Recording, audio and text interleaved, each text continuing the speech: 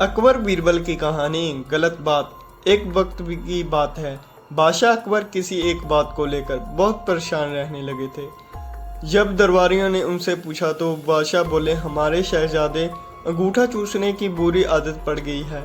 कई कोशिशों के बाद भी हम उनकी ये आदत छुड़ा नहीं पा रहे हैं। बादशाह अकबर की परेशानी सुनकर किसी दरबारी ने उन्हें एक फ़कीर के बारे में बताया जिसके पास हर मर्ज का इलाज था।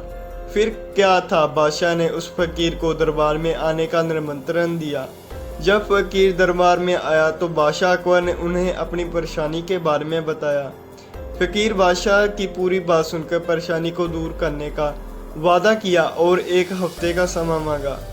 जब एक हफ्ते के बाद फकीर दरबार में आए तो उन्होंने शहजादे को अंगूठा चूसने की बुरी आदत के बारे में प्यार से समझाया और उनके नुकसान भी बताए।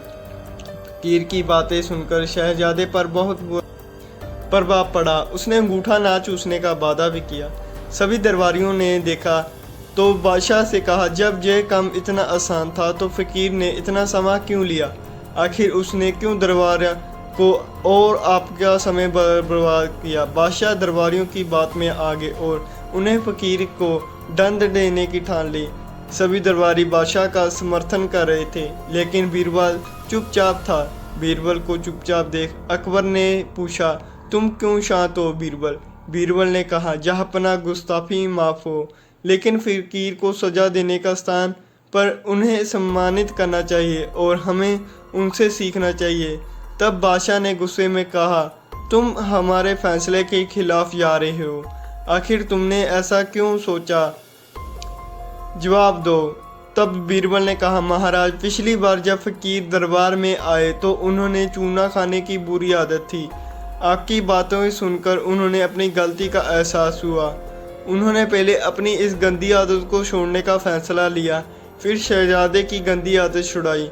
बीरबल की बात सुनकर दरबारी और बादशाह अकबर को अपनी गलती का एहसास हुआ और सभी ने फकीर से क्षमा मांगकर उसे सम्मानित किया। कहानी से सीख, हमें दूसरे को सुधारने से पहले खुद को सुधारना चाहिए, इसके बाद ही दूसरों को ज्ञान देना चाहिए। धन्यवाद। कृपया करके लाइक और हमारे चैनल को सब्सक्राइब करना मत भूलें। अगले मिलते हैं हम आपको अगली कहानी में। धन्यवाद।